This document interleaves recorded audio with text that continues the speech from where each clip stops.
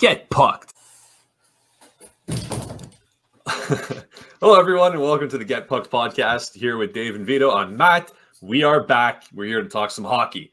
So, first and foremost, we have a Stanley Cup Finals. It's done. It's going to start. It's starting on Wednesday. We have the Colorado Avalanche against the Tampa Bay Lightning. So you don't seem happy about that, Matt. Well, listen. When I pick a team and they go up 2-0 and then they end up losing 4 straight, I have reason to not be happy. So you guys managed to pull off the Tampa Bay. Ooh, you took the safe bet, but whatever. And here's our little internal standings for anybody looking. We got Vito in the lead with 19 points. Dave and myself are tied at 18 apiece. It looks like in an ideal world, which I'm sure we're not all going to have the same pick in the same games, so it's going to come down to the wire. It looks like it's going to come down to the wire, which is very exciting. I don't know. I feel like Dave cheated last round. Cheated? Dave, you cheated last round. How do you cheat? You got control of the diagrams. You got control of all the pictures. I don't know what you did. We made our picks on live. I don't know what you did. Just go watch the last episode, my friend.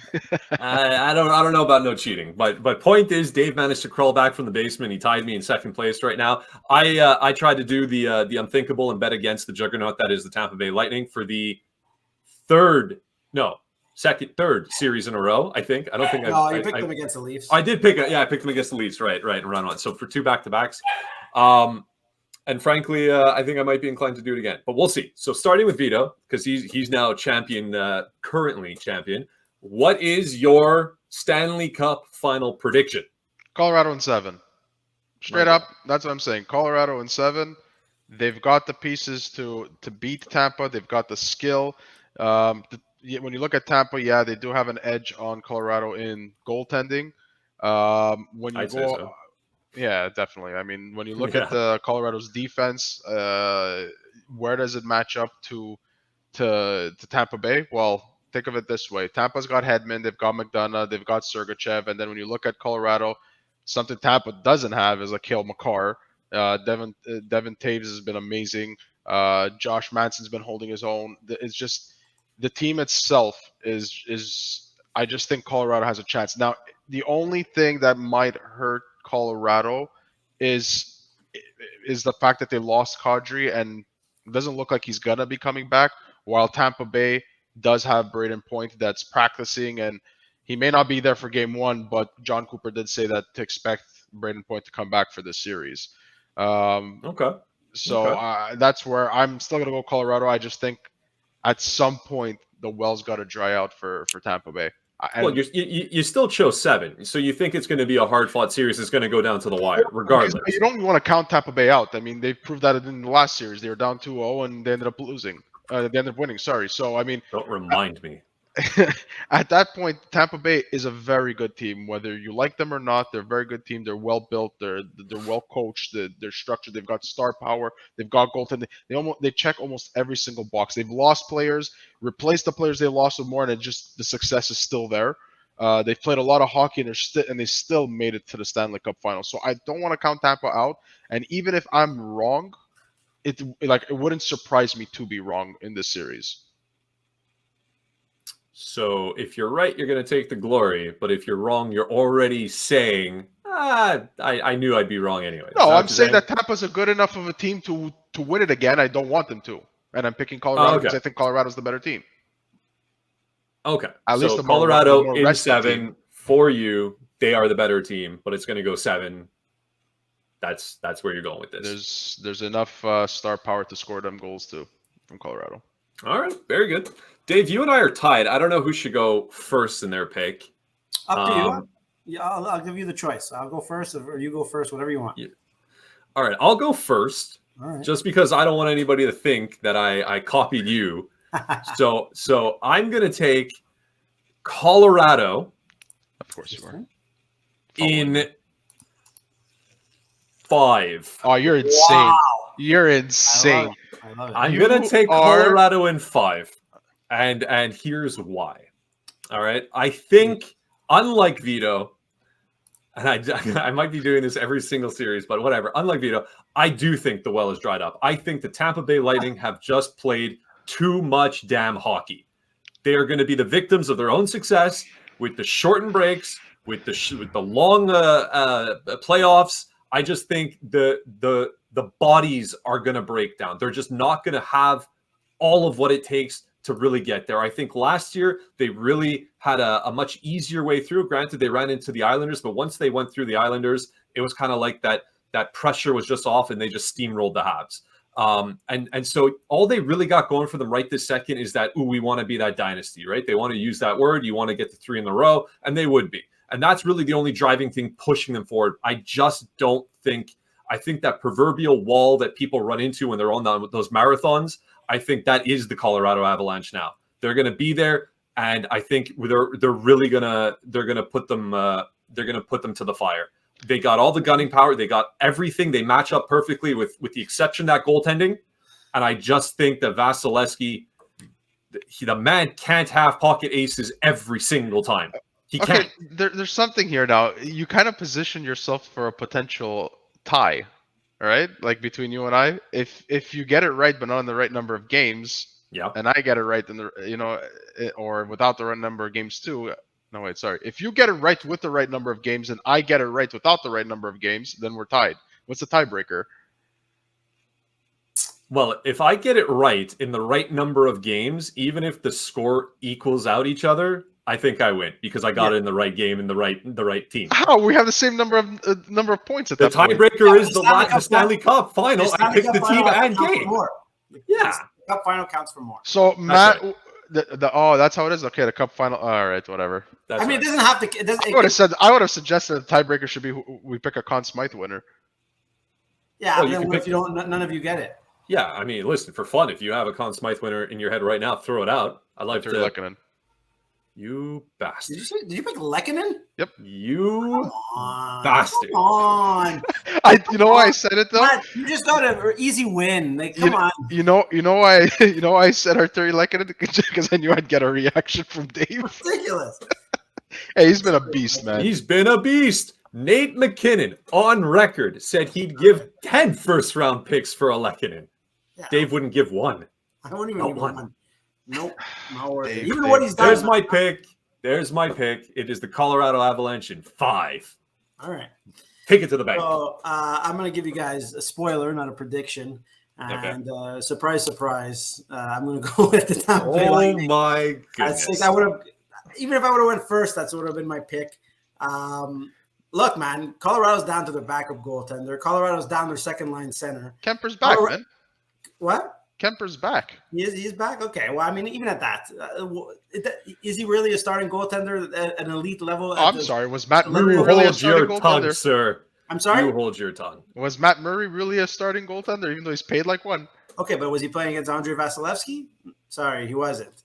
Andrei Vasilevsky is a beast, first off. Second off, look, Colorado Edmonton almost ran over them, man. And like, had it not been for Mike Smith and terrible goaltending, Edmonton was in the series, man. It was 8-6 the game. They're not going to win games like that against the Tampa Bay Lightning. It's not going to happen. You said that they don't have a Cale Makar. They have a guy named Victor Hedman who's pretty decent. I mentioned Victor Hedman. I did. You said they didn't have a Cale Makar. I get they don't have the same exact player, but I mean, Victor Hedman's a pretty decent defenseman that can match up to a guy like. All right, and just like. I'm tired of people disrespecting the Tampa Bay Lightning. They're just built to win, man. They score throughout the lineup. Braden Point's probably coming back. It's gonna be close, but Tampa Bay is gonna take it, man. I firmly believe that, and then I will rightfully win this pool, and we can move on with our lives. I honestly think he's coming up with things to say positive about Tampa just because he's going to take Tampa for the small possibility of winning our little internal pool. I honestly could not care less about our internal pool when it comes to predicting. Whoa! Bragging rights there, Dave. No, and I don't mean bragging rights are important to me, but at the end of the day, look, guys, Tampa Bay knows how to win, and that's the issue with it. This is Colorado's time. They lost last season. It could be, and it's their time. Tampa, it's done. You guys won 2 cups. Move on now. Try to win next year, but move on. Guys, if they win, and I asked this this weekend over and over again. I asked this to Pat Hickey. I asked this to Mitch Melnick. I asked this to everybody I could talk to. if they win, are they considered the greatest dynasty of all time? And a lot of them were saying, yeah, you kind of got to give them the respect. In the Cap era, I would say, but not of all time. Guys, when the Habs were doing it, there was 6 teams in the NHL, or 10 teams, or 12 teams, or 14 teams. I wouldn't even give it to the Habs. If the Islanders did it, the Oilers did it, there was 20 teams in the league. All right, the goaltenders were papier-mâché, and they were stacked with. Honestly, but everybody had the same. Everybody had the same opportunities. I disagree with that. The Tampa Bay Lightning are doing it in a flat cap era where it's never been done in other sports. In the cap era, you're right. They're doing it in an era where it's ridiculous to even repeat. Never mind three-peat, and they're doing it in years where there's even shorter amount of time, in pandemic years where they had shorter turnarounds all 3 seasons. They did it. It's unbelievable, man. Well, hold on. If the greatest dynasties of all time. If they who's better, win, Matt? Who's better? Well, if they don't win, you got to get Habs of come on, who's better? Honestly, the arguments that people make about Gretzky and he played in a time where you can score from center ice and stuff, and go back to the Rocket and he's scoring and going around with his big piece of lumber and whatever. I disagree with these takes because everybody else had the same chance. Everybody else was out there competing against the same everybody else. The 5 other teams, you're right. The 5 other teams in the Rocket era had a chance. Ooh, good job. But it's the same thing today. It's the same argument you can make. It's not. There's 32 teams. There's 32 teams, Matt. There's 32 teams in the NHL, more than there's ever been in ever. Yes, that is more than 5 times the amount of teams that were. But it doesn't matter how many teams exist. You have that much better players. The caliber of player across the board, the level is much higher. So you're telling me if tomorrow the NHL goes down to 2 teams, and over the next 10 years it doesn't matter, there's only 2 teams, that's going to be come on. Because okay, listen, that's a ridiculous kind of thing to say, but technically to go with it, if the NHL went down to 2 teams, those 2 teams would be filled with the best hockey players in the world, and whichever team managed to beat the other team, if they did it 3 in a row, it would be equivalent. It's the exact same thing. It makes no difference. The opposition is the same. Everybody has the same. Now, the question I thought you were going to ask was, do you consider them a dynasty? Which unequivocally, yes. Yes, they would be a dynasty. It doesn't matter if you like them or you don't like them. You win 3 in a row of any sport, you have a dynasty. That's a fact. I don't care about how much people, especially in the Habs land, how much they dislike the Tampa Bay Lightning. They would have a dynasty. You got to tip your hat to them. Even 2 in a row is impressive. But you don't have to go that far back to find other teams that did it. Pittsburgh did it not long ago. You got LA that did it within 1 or 2 year difference. They had, back to back. Chicago did it. 3 4 years. So years. Right there is proof in the pudding. Teams have done this. This isn't an oh my god thing. The third does put the cap. It makes them a dynasty. The other ones were great teams, but they're not dynasties. But don't go and tell me that this Tampa Bay Lightning team is to be held in the same annals of history as the Islanders and the Edmonton Oilers. I'm not talking about the team. I'm talking about the dynasty. In terms of it being as impressive, it is impressive. It's very impressive. You misunderstood me. I'm talking about the dynasty aspect of it. Is a dynasty in this era more impressive than a dynasty when there was 6 teams? And absolutely. And if you tell me no, it's crazy to me. It's crazy. It's absolutely crazy. Okay, I will close this in this fashion. Wow, if they do, he's closing it. You don't even get it. He's closing it. I don't have another say. It's all right. You guys cut me off. You went straight to Matt and asked him his opinion like mine didn't even matter. Okay, Vito, close it. Give us the thing. Let's go. If they do win the Stanley Cup for a 3rd year in a row, okay, they are the best team to have won the cup. They're a dynasty team in the cap era. I'll give that. What happens if they win 4 in a row? Yeah, how do you want to even compete with that at that point? If they win 4 in a row, it's a different story. If they win 4 in a row, we can have this same conversation that year, and I'll start to be like, that's a great team. The point that I disagree with you, Dave, is when you said of all time. Because if there's a team that I would give it, it's not even the Montreal Canadiens.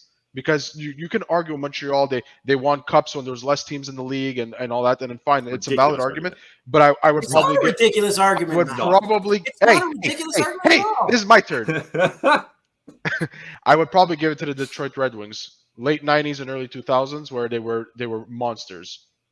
Yeah. Wow. I mean, is this awful take day? What is this? That one is off the board.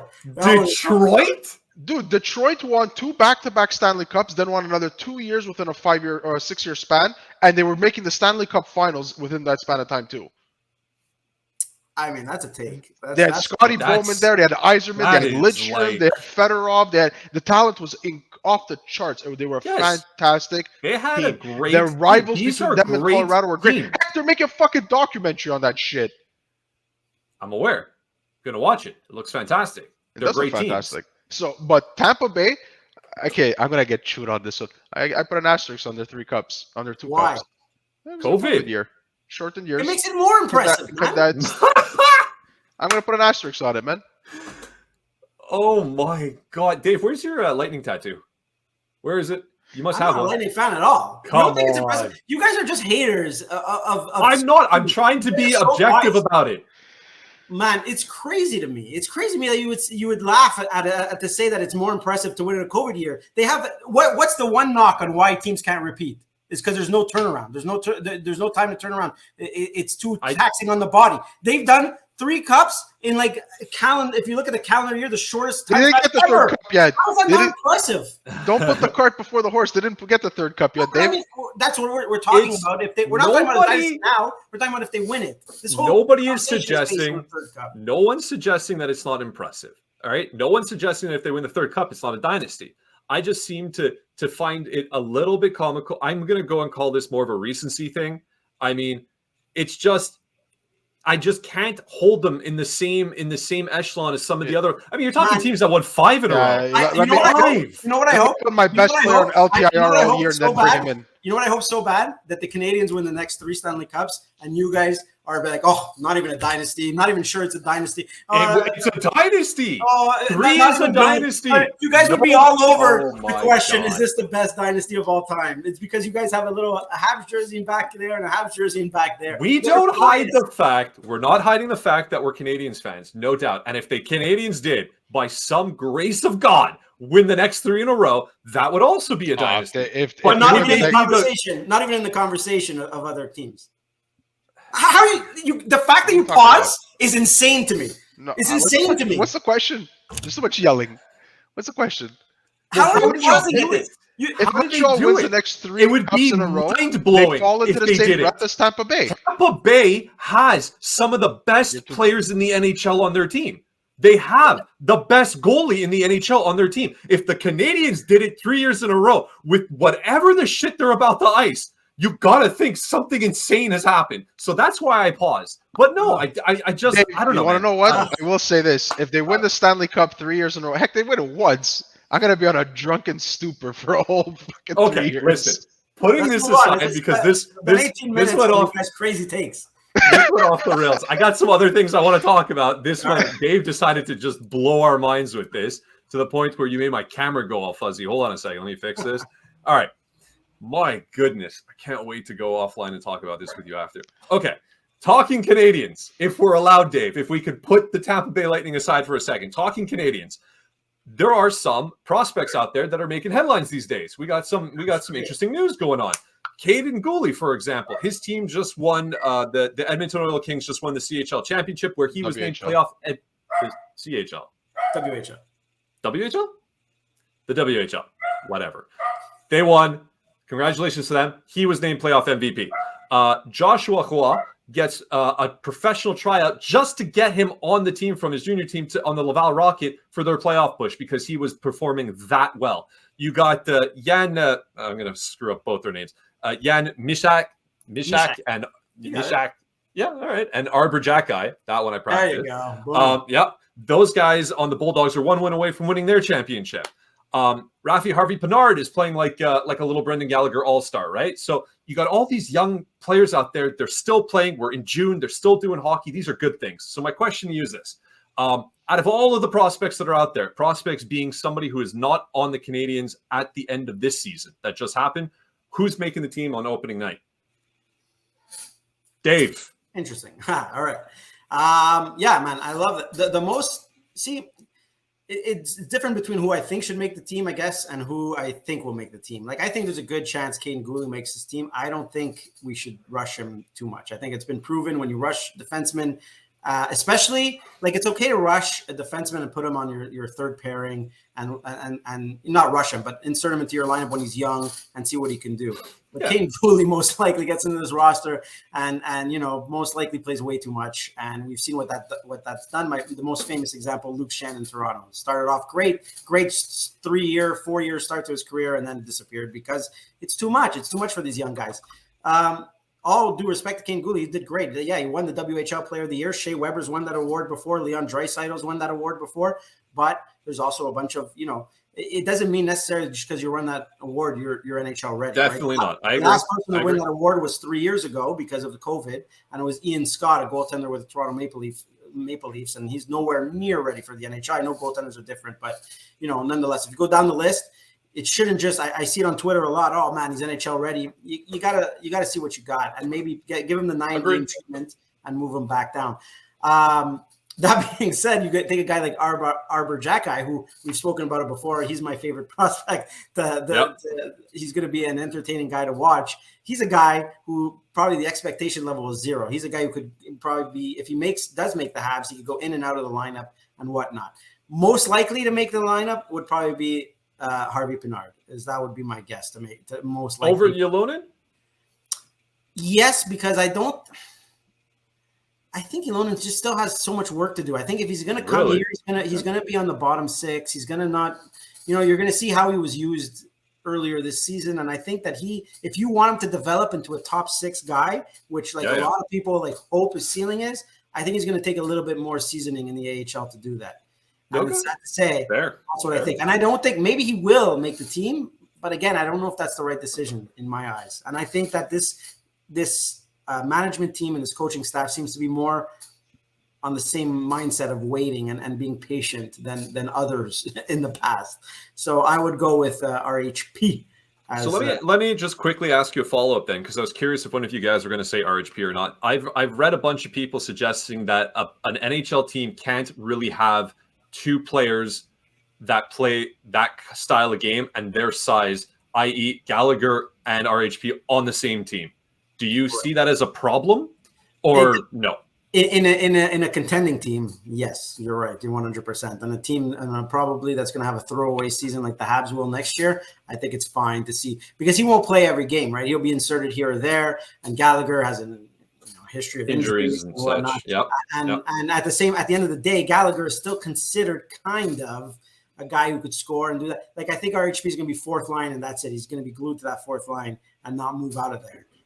So I think that you could probably, and again, there's a scenario where none of these guys make the team. Right? Absolutely. That's why I'm throwing it out there. There's a lot of positive stuff with these prospects. I'm just curious if you guys have one that you're holding a little bit in higher regard that you can see filling a hole on the team next year. I'm holding out for Arbor Jacki because I just want to see him. And I want to see more of him. But physically, he seems to be the most mature out of all of them. Yeah, but if he ends up moving to Laval or whatnot, that's fine too. I'm perfectly fine with none of these guys making. I'm not a fan of rushing people to the show, especially that the Canadiens are not going to be, world. It's very likely that they're not going to be a good team this year. I mean, depending on what they do in the offseason. We'll see. I'm very open to being dazzled by whatever management can pull off and what Martin St. Louis can get out of them. But I agree. I think that's a pretty good take. Vito, you see it different?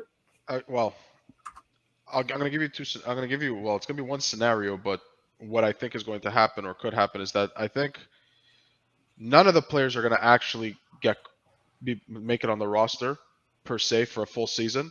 However, I do think that if there's a player that might get a call up or might stay with the Habs, we'll call it the 10 games, or even that Marty St. Louis maybe wants to work with, or the other coaches too, is going to be Kaiden Guhle, because there's a need on the left side, and they might put him on the 3rd pairing while Romanov moves up and plays 1st pairing minutes, and we have other defensemen that are there too with Schuneman and all those guys. It's not going to be a pretty back end out there. We also have Harris too. We got to consider. I think I would love it though. I will say this: I will love it if they grab Guhle and Justin Barron, threw them in Laval, made them play the first pairing, whatever it is, play 20 to 25 minutes a game and just develop that way and get used to the pro level before they come to the NHL. But it wouldn't really surprise me if all of a sudden they do decide to keep Goalie because, like you, Dave said, it is a throwaway season potentially. And somebody like Marty St. Louis is there and has mentioned that he would like to win, but he's not going to sacrifice developing players just to win. So I'm looking at next season as a season where if the Habs win, fantastic. But if we can develop players to get to where they need to be for not next season, but the year after and the year after that, that's kind of what they're trying to do with Marty St. Louis. So in both your opinions, there are players that can go, but there is nobody in your estimations that are ready to make the ascension to the NHL level. That need to get a spot out of training camp. On a regular spot, I don't really see anybody, but I can see somebody like Harvey Pinard being called up, Ylönen being called up when needed. If Armia gets traded or Byron's hurt again and Byron's bought out, or those scenarios, and now there's no. available, then you're going to see Harvey Pinard. No, you're going to see guys coming out. I'm not suggesting who do you think will get called up, but I'm saying is there someone who's going to make the team out of camp? Make the team. Yeah, I would say Pro Goalie has the best chance out of all of them. Maybe. Cool. I pronounced his name differently, but I think you guys said Jack-I. I call him Zcash. But yeah, not his name. That would be incorrect, sir. Not his name, but when you have that many X's in your name, it's hard to figure out how to pronounce that. For sure. The danger for me for Goalie, right, and just to focus on Goalie, is that he makes the team, sits on that bottom left pairing, and then or whatever, and then you have younger guys, and he doesn't play well at first, and then you have the pressure to put other guys in, and then to me it's a confidence issue, man. You just need to. There's no point in rushing him right now. I just don't see it. Just let him develop and let him work his game. But Dave, you see his attitude and demeanor and the way he carries himself. He doesn't look like somebody who would take it on the chin, right? He looks like or like would take it bad. He looks like somebody that would okay, you're sending me down, fine. I'm getting to play. I understand. It's not necessarily not in the mental aspect. It just sometimes some things just click in you when you're just that. Some bad things happen to you and you rely too much and the pressure's on and the media thing, something could click on you. He's right now, he's playing. Maybe the media aspect, because there's no pressure for the Habs for the next coming seasons. Maybe there's going to be a small minority of people that are going to be. There's goodwill today, but we all know the fans in this city. And the start of the season, you're going to see a lot of them are going to forget the long-term goal and they're going to expect wins. They're going to expect the team to ice and play well and win because that's what we do in this city. I don't believe that all of a sudden the culture completely switched and they'll be. Who I think makes the team opening night? Shane Wright. All right, fair. Although there's an argument there. Also, there is an argument there. True. But he'll make it. Yeah, if he's drafted, he'll make the team. Okay, where he's slotted on the lineup is a different conversation. But he'll make it. Third line center. That's where he's going to start. Yeah, he'll be interchangeable if he plays really well. If he takes to it really fast, like a fish to water, maybe he goes to the second line for sure. But I see him more in the third. That being said, speaking of another third liner, you mentioned him before about potentially being traded. I was curious because Armia's situation is interesting, right? The past 2 seasons, his numbers have been, to put it lightly, not good. Not good. However, he was a standout in the playoffs in the Cup run. He was very good on that line with Corey Perry. Then we see him at the Worlds where all of a sudden the man's a beast. Everybody's talking about Joel Armia and he's scoring goals and he's looking great and they win gold and everything's wonderful. Do you guys believe that Armia has the goods and can use a lot of this new positivity and goodwill that he's earned now and stay on the team and make the team better? Or if you're Kent Hughes and Jeff Gorton, do you use this as the opportunity now that he's at a high again, or a medium to high, to get rid of him and his $3.5 million contract to make space? What would you do, Vito? What would you do? Okay. So the only issue I really have with Armia, besides his inconsistencies in his play and his cap hit. But when you think of Armia and the year he had, the actual year, not just the season, the guy got hit with COVID like twice, was on COVID protocol a whole bunch of times. Who knows what effects COVID had on him and his play and fatigue levels and all of that stuff. So I want to give him the benefit of the doubt. It seems like once the season ended, and he went to the World Championships. It's like almost like his energy levels came back. He's back home. He's seeing his family. All these things came up. So a happy Armia seems to bring out the best of him, and a healthy one for sure. But the problem with Montreal right now is, on a business perspective, is his cap. And if he's somebody that teams are inquiring about and are interested in acquiring him, while it would be a loss to lose a big body player like him, it would, from a business perspective, it'd be great to get rid of his cap and trade him off. So I got to think on that level and where the Habs are going, and the fact that we're the second team with the highest cap. We need to move contracts out, and unfortunately he's a casualty of that. So I would say you'd have to get rid of Armia just for that reason. Okay. But if the Habs decided to keep him, it wouldn't bother me. All right. Methodical, but fair. Yeah. David. I'm not a big Joel Armia fan. I think there's too many days where he does absolutely nothing for anybody. Fine, he has these flashes of brilliance, plays great. This guy's probably leads the league in most 2-goal and 0-goal games combined. He never scores just one when he scores. That's it. He never scores just one. That's what they say. He's just such an annoying player, and he doesn't do anything for me. He's supposed to be this like big, at the beginning was a power forward, right? When the Sabres drafted him, when he went to the Jets, power forward. Like he's nowhere close to that. He's just meh. He's just a meh player. His salary, he's getting paid too much money. Another product of Bergevin falling in love with a player and then giving him too much. To me, I would say trade him, but I don't think, to be honest, his value is probably not very high. I know, and I know that like he did well but to me that means nothing. And if you're a NHL general manager and you're basing that off of a little tournament like that when he's playing at home in Finland, but that being said, it's time for my motto. Joe, look at this. You made a graphic. You made a graphic. The NHL general managers are dumb. So if I'm Jeff Gordon or Ken Hughes, I'm calling everyone I know and trying to deal with Joel Armia, sending him little highlight packages, the box scores of the games, and trying to move him and hoping show him those playoff highlights. A team knows has watched absolutely no Montreal Canadiens games other than the ones that he scored in, and he's like, yeah, let's get Joel Armia on this team. But I think it would be a big mistake. I think honestly they're pretty much stuck with him. So you don't even think they can move him, but if they can, you're very much pro pack your bags. Okay.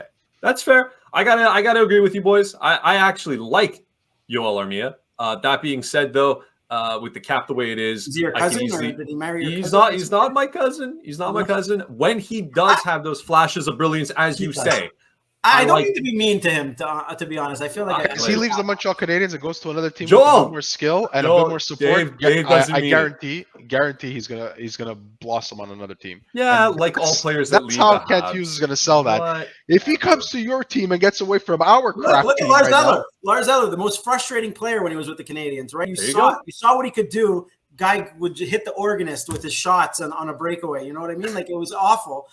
And then look what he's doing. He's doing well in Washington. And you could argue that Lehkonen had that same problem. He missed the net 100 times, gets to Colorado. He's scoring goals everywhere. Future Conn Smythe winner. Lehkonen. Okay, we'll have you know.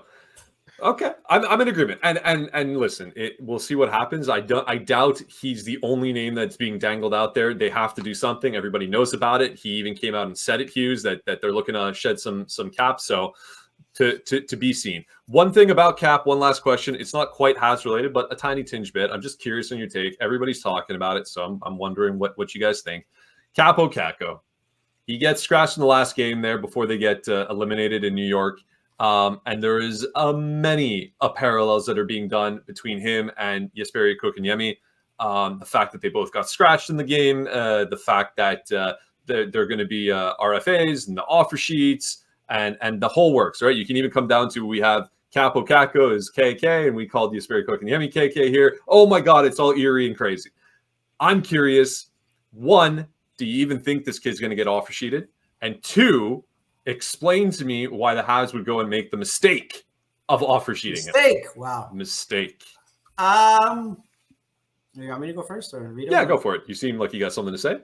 I don't know. I didn't even think of it before you mentioned it, to be honest. I don't think he'll leave the Rangers, to be honest. I think that they'll figure it out there. KK got offer sheeted because of a grudge, really. Like at the end of the day, there weren't teams lining up to sign Jesperi Kotkaniemi. They thought, hey man, this is gonna be fun. That's the real question, right? Even if so there are similarities between KK and Kaapo Kakko, but who would be this year's Carolina? Well, that's it. That's what I'm saying. Like, I don't think unless you could sign him, maybe like a sign and trade would be more realistic but at the end of the day, I think he's going to be a Ranger. I would go for him if I were the Canadiens. Like, he's a really guy. I wouldn't. You'd offer sheet him. I wouldn't offer sheet him, but he's a guy who has skill. Right? You could see. I'm talking offer sheet. I would take Kappo Kakko on my team too. Don't misconstrue. Okay. I'm talking specifically an offer sheet, which means you'd have to give up the next year's first, et cetera, et cetera. Well, it depends on how much you sign him for.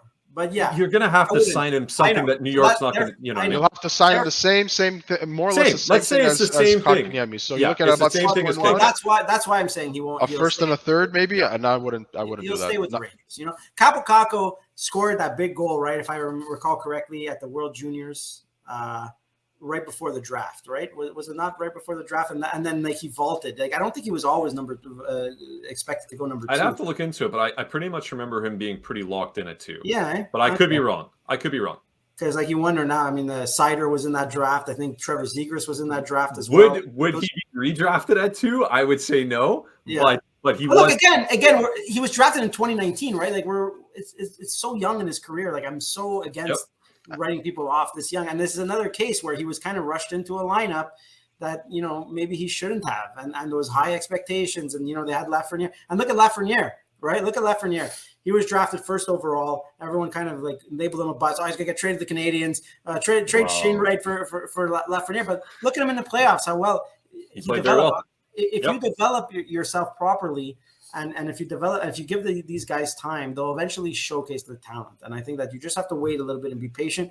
But no, I wouldn't offer sheet Kappo Kakko. Yeah, I think Montreal is out there because of the connection with Jeff Gordon, right? That was his second round pick. You can't just link every Ranger. Well, they do it. Not every Ranger, but they specifically do it. They do it because the guy, it wasn't that long ago, and that was his guy. He chose him over guys like Sider, over guys like Raymond and such. So, It's curious. It's curious. I don't think he'll do it. I don't think they should do it. Vito, I kind of almost hope you say yes just because to cause some shit. Okay, dude. Good. The next year's draft is said to be a strong one. If you believe honestly that Montreal is going to be a bottom 8 team, do I really want to sacrifice my first overall for Kaapo Kakko? Obviously, depends. So there you go. Tell me it's a bit of a bust draft, or it's not going to be a very good draft. It's going to be similar to the Galchenyuk year or something to that effect. Then yeah, maybe I'll take a chance on it if I really believe in it. But it's just New York Rangers have more cap space than the Montreal Canadiens do, so they'll probably just match it just to say fuck off, and they're going to create another enemy there. So it's just not going to happen. Forget it. I have a more important question for you than this one. Ooh. All right, make it snappy. I'll make it snappy. There's been a lot of talk and a lot of rumors swirling about Josh Anderson. Quickly, what do you guys think of these rumors? They need to stop, is what I think. They need to stop. Josh Anderson is a Montreal Canadian. He's going to stay here. This guy is what you're looking for. He's a power forward. He's got the size. Yes, he gets snake bitten from time to time. Yes, he can be a little bit more aggressive, but these things can be worked on. You don't find a player like him often, and I don't understand why everybody's so keen on getting rid of him in some crazy cockamamie package to get the second overall pick. I don't think people are keen on getting rid of him. I don't think people. It's just that he's desired, and teams are calling. So when teams are calling, you don't just say no. We're not talking about this player. You have to kind of see what he's still young enough. I know people are talking about this whole window thing. You got to trade him now because by the time the Canadiens are good, he's already going to be in his early 30s. I don't buy that shit for a second. I think you need to ice good players when you can have them. He is on the team. He is signed for a good contract and he's signed for term. You keep him. That is my 2 cents on that. Dave? Yeah. I mean, my instinct is to keep him. The thing is, it depends on what's being offered, man. Josh Anderson's not like you can't deal Josh Anderson off my club. Like he's not an untouchable whatsoever on his team. So if there's actually multiple teams calling you, it depends on what the offer is. Like I'm not not taking those calls. I'm taking those calls, and I'm actually interested in maybe seeing if I could get more from what they're offering. But at the end of the day, you don't make a dumb deal. Josh Anderson fits well with this team. He's a power forward that they've been looking for forever. This is my point. And all the points Matt said, like, can he be more aggressive? Can he be more consistent? Can he be absolutely? There are a lot of things to be concerned about with Josh Anderson in terms of his consistency. But at the end of the day, he's an important asset on this team. And unless you're getting an amazing return, I'm not dealing. And we've heard that people from insiders that have said that Hughes and Gordon have received calls with good offers and they completely shut them down. So I'm in agreement. It has to be great offer. It has to be honestly, in my opinion, and I don't see it I happening. can't compare Pacioretty and Anderson because they're not the same player at all. Because of what Josh Anderson means to the Montreal Canadiens, I would be a greedy pig on this. And we're talking about a conversation. If we're going to talk about this, at a minimum, the package has to be somewhere in the realm of what they got for Pacioretty. That's very fair. You got to sit back and think about if you get the Pacioretty package back. It has to be. If you get the Pacioretty package, you take it. I think. Yeah. I would look at it that way because he's not a. It's not going to happen. 30-goal scorer. Exactly. Max Pacioretty is an insane asset in this league if he stays healthy, right? Like as much as you could hate Max Pacioretty for what he was and how he was as a captain and whatnot, Max Pacioretty was a goal scorer in an era where you didn't see that consistency very often. And it's sad that he got injured in Vegas because I really like Max Pacioretty's play, and I think a lot of people wanted him to be the power forward, the guy in the corners, and the guy in that's just not what they wanted him to be. If Max Pacioretty's goal scoring ability, if Josh Anderson had Max Pacioretty's goal scoring ability, forget it. You know what I mean? The kind of player that Josh Anderson would be, so like, he would definitely be an untouchable for the Habs because he could skate, he could get behind the goalies, he goes to the net, he does all the things that we hope Max Pacioretty would do. And Josh Anderson's missing that one couple. While Josh Anderson can score goals, he just can't score goals at the pace of Max Pacioretty. Fair. Oh, it's fair. It's fair. And that is a fantastic question to end on. And I thank you for it. And I thank all of you listening. We really appreciate it. As usual, you guys are fantastic. Everybody who we interact with on our social medias, we appreciate you. We love interacting with everybody. Feel free to keep shooting us messages, comments on the YouTube, on Facebook, on Twitter. We're there. We're always looking. It's really, really fun. And please, if you haven't already, like, subscribe. You know the drill. That's how we do it. That's how we keep this thing going. And we really, really enjoy doing it. So on that, for Vito and Dave, and I'm Matt, and this was Get Pucked.